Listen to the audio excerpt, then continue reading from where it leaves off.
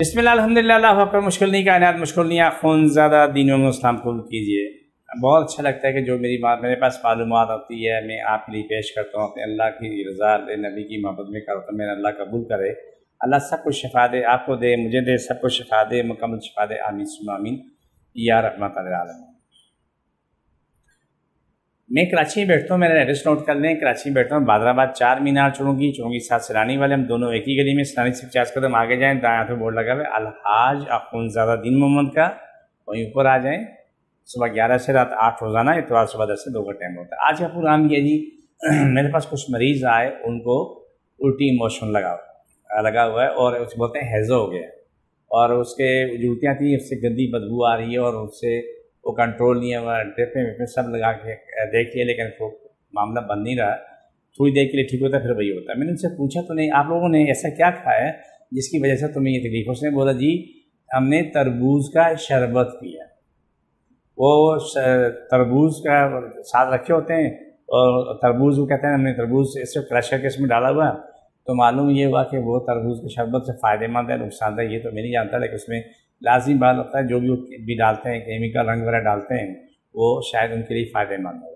मैं सबसे 2 बातें कहना चाहता हूँ। सबसे पहला काम है कि आप कभी तरबूज का शरबत बाज़ार से ना पिएं। अगर आपको पीना भी है तो घर में खुद निकाल के पिए। आपकी अक्ल काम करेगी। अगर घर में आप 1 किलो तरबूज अगर लेते हैं तो उसमें से 1 गिलास शरबत मुश्किल से बनेगा। अगर 5-6 किलो तरबूज लेते हैं तो उसमें 4-5 गिलास शरबत बनेगा, अगर पानी ना मिलाएं तो। लेकिन आप क्या कमाल है कि बाज़ार में जो है ना तरबूज जो है ना इतना सा रखा होता है और शरबत इतना होता है, क्या वो सारा रंग होता है और उसमें मिठास डली होती है। सूरत हाल ये बनती है कि उससे आप फ़ायदा नहीं नुकसान उठाते हैं।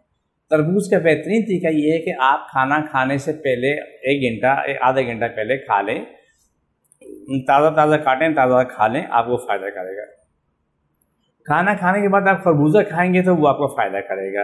लेकिन जिस तरह बाज़ार से आप लोग तरबूज का शरबत पी लेते हैं, उसके बाद जो लोग मेरे पास आते हैं कभी कभार आते हैं उनकी हालत बड़ी ख़राब होती है, ठीक तो हो जाते हैं, लेकिन एक नसीहत है कि वो जगह जगह तरबूज का शरबत वो लगा होता था, वो ले लेके पीते हैं। बड़ी खुशी की बात है कि गर्मी का दुश्मन जो है तरबूज का शरबत है, गर्मी का दुश्मन है क्या नाम है जौ का सत्तू है। जौ का सत्तू फ़ायदेमंद, इसमें कोई राय नहीं है, बिल्कुल बेहतरीन चीज़ है।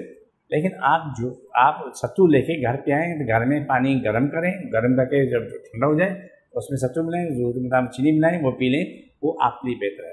तरबूज से शरबत से कहीं ज़्यादा जौ का सत्तू जो है, जौ का जो बना होता है वो बहुत बेहतर है।